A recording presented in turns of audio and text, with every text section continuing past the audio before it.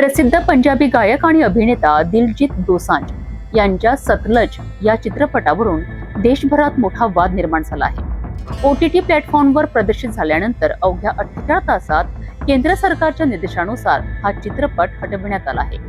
मात्र पंजाबमध्ये गावोगावी मोठ्या स्क्रीनवर हा चित्रपट दाखवला जात असून या निर्णयाविरोधात संताप व्यक्त केला जात आहे.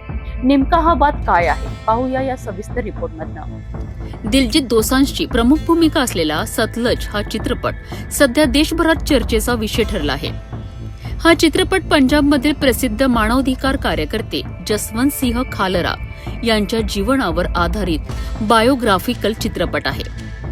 1984 ते 1994 या काळात पंजाबमध्ये कथित बनावट पोलीस चकमकी आणि बेवारस मृतदेहांच्या प्रकरणाचा शोध घेणाऱ्या जसवंत सिंह खालरा यांच्या संघर्षाची कथा या चित्रपटातून मांडण्यात आली आहे.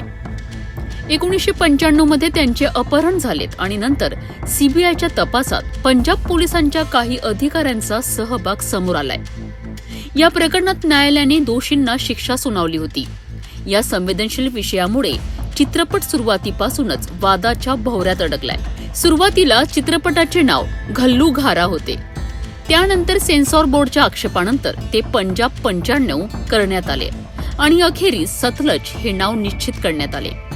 2022 पासून चित्रपट सेन्सॉर बोर्डच्या मंजुरीच्या प्रतीक्षेत होता. सेन्सॉर बोर्डने चित्रपटात आधी 21 तर नंतर 127 बदल आणि कट सुचवलेत. मात्र निर्मात्यांनी हे बदल मान्य करण्यास नकार दिला. यानंतर निर्मात्यांनी चित्रपट OTT प्लॅटफॉर्मवर प्रदर्शित केला.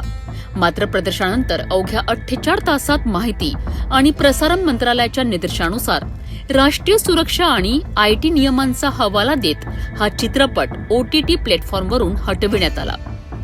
चित्रपट हटवल्यानंतर अभिनेता दिलजीत दोसांझने सोशल मीडियावर प्रतिक्रिया देत जसवंत सिंह खालरा यांच्या संघर्षाचा उल्लेख केला आणि चित्रपटावरील बंदीवर अप्रत्यक्ष नाराजी व्यक्त केली आहे. दरम्यान पंजाबमधील अनेक राजकीय पक्षांनी या बंदीचा विरोध केला असून विविध ठिकाणी मोठ्या स्क्रीनवर हा चित्रपट दाखविला जात असल्याची माहिती समोर आली आहे. दुसरीकडे काही संघटनांनी या चित्रपटाला विरोध दर्शविला आहे.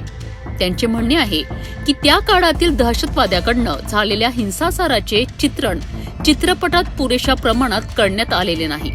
यामुळे अभिव्यक्ती स्वातंत्र्य, राष्ट्रीय सुरक्षा आणि इतिहासाच्या मांडणीवर पुन्हा एकदा मोठी चर्चा सुरू झाली आहे.